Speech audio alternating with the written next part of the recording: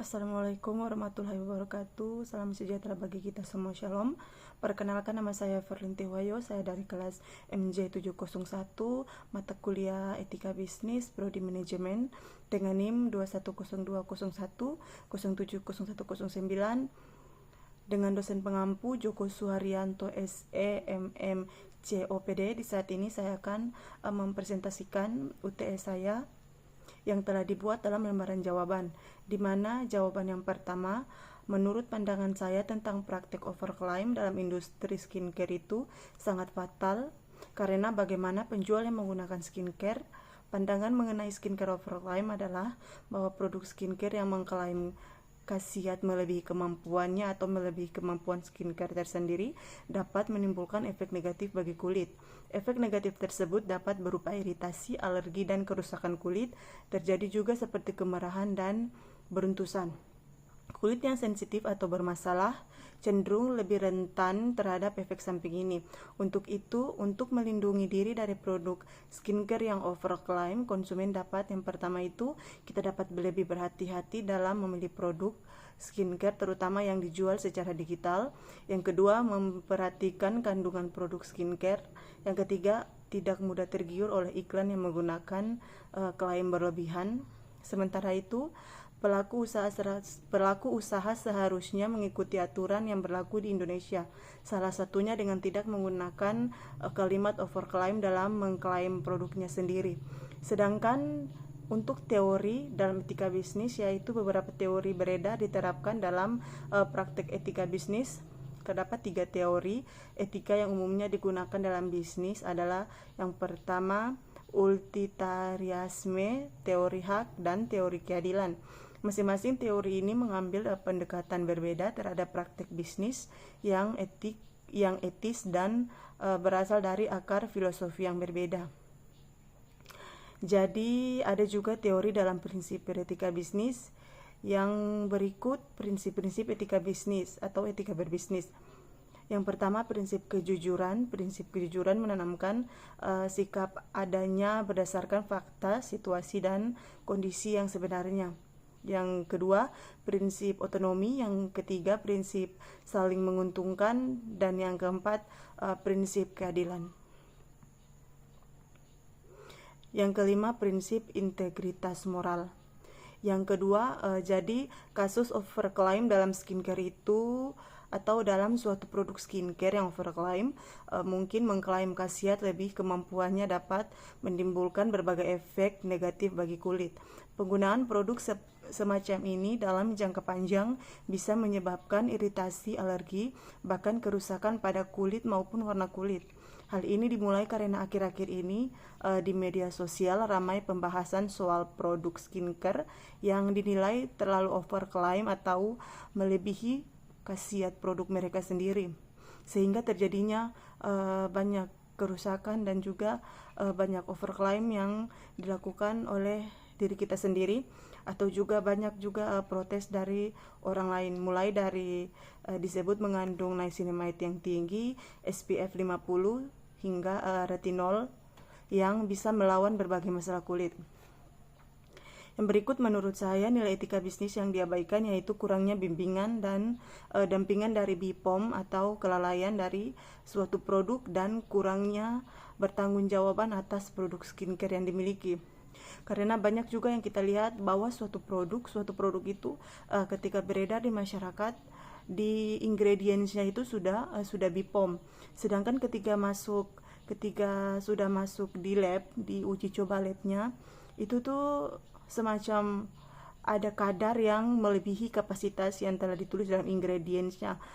Semacam niacinamide-nya di dalam produk tersebut ditulis 8%. Ketika kita melakukan uji lab, itu dapat kita lihat bahwa niacinamide-nya yang tertulis di uji lab tersebut hanya contohnya 5%. Otomatis hasil yang dikeluarkan dari lab tersebut yaitu overclaim.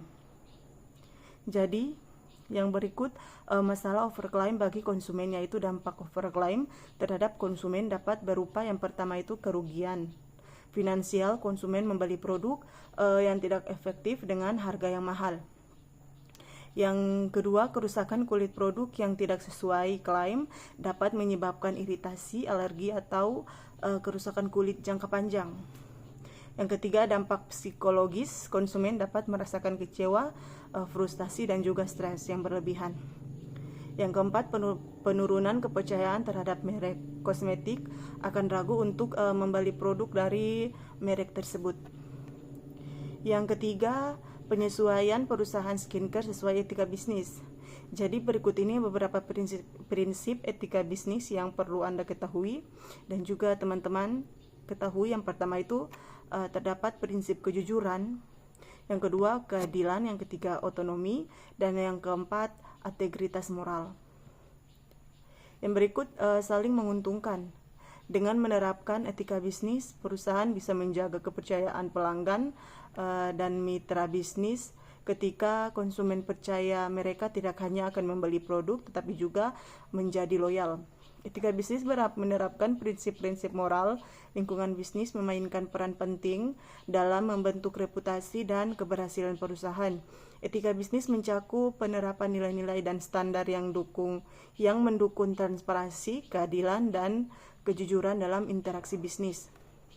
Yang keempat, peraturan Badan Pengawasan Obatan dan Makanan atau BPOM terhadap skincare overclaim tertuang dalam Peraturan BPOM nomor 3 tahun 2022 tentang teknis klaim kosmetik.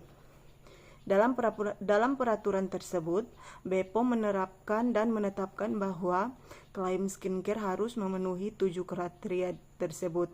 Di antaranya yang pertama, kepatuhan hukum, yang kedua, kebenaran, yang ketiga, kejujuran, yang keempat, keadilan, yang kelima, dapat dibuktikan, yang keenam, jelas dan mudah dimengerti, dan yang ketujuh, tidak boleh menyatakan seolah-olah sebagai obat atau pertunjukan untuk mencegah suatu penyakit. Yang berikutnya, jadi peraturan standar yang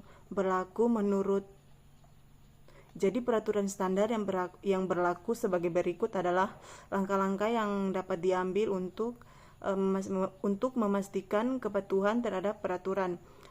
Tentukan peraturan yang relevan dengan bisnis. Identifikasi semua hukum dan peraturan yang berlaku untuk organisasi.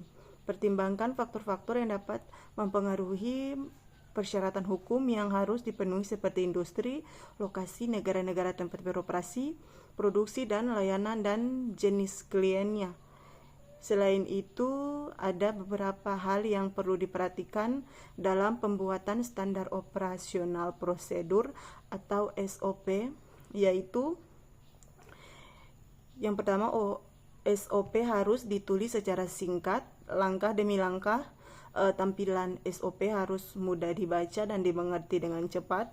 Juga kata kerja dalam kalimat aktif bukan kalimat pasif. Gunakan pernyataan positif untuk bukan pernyataan negatif. SOP harus bersifat fleksibel dan dapat diubah sebagai kebutuhan. Dan yang kelima atau yang terakhir, dampak perusahaan skincare penerapkan etika bisnis. Penerapan etika bisnis di perusahaan skincare dapat positif seperti pembangunan reputasi. Perusahaan yang menerapkan etika bisnis yang baik dapat membangun reputasi yang kuat, mendapatkan kepercayaan dari pelanggan, mitra bisnis, dan masyarakat. Meningkatkan loyalitas pelanggan. Perusahaan yang menerapkan etika bisnis dapat meningkatkan loyalitas pelanggan. Menciptakan budaya perusahaan yang khas. Etika bisnis dapat menciptakan budaya perusahaan yang khas dan berkontribusi pada nilai dan norma yang berlaku di perusahaan tersebut. Menciptakan hubungan yang lebih kuat. Etika bisnis mendorong perusahaan untuk melakukan sebuah pihak dengan adil sehingga dapat menciptakan hubungan yang lebih kuat dan berkelanjutan. Peduli dengan dampak sosial dan lingkungan. Perusahaan yang menerapkan etika bisnis tidak hanya peduli dengan profit, tetapi juga peduli dengan dampak sosial dan lingkungan. Jadi satu tambahan dari saya, kita selaku perempuan, terkhususnya dalam pemilihan skincare, karena menurut saya laki-laki juga banyak yang menggunakan skincare, tapi tidak seberapa dengan perempuan. Di antara 100% hanya 30% saja laki-laki yang menggunakan skincare. Jadi yang perlu kita ketahui bahwa kita sebagai perempuan itu harus pandai dan jeli dalam melihat ingredientsnya, di mana dia buat, tempatnya di mana, pabriknya jelas atau tidak, mengandung bahan berbahaya atau tidak. Dan yang lebih khususnya kita harus melihat labelnya, kan sudah tertera itu barcode-nya. Kita tinggal mendownload mobile yang khusus untuk skincare, dan kita scan barcode-nya, maka di situ akan keluar semua skincare dan ingredients yang kita pakai. Demikianlah presentasi dari saya, sekian dan terima kasih.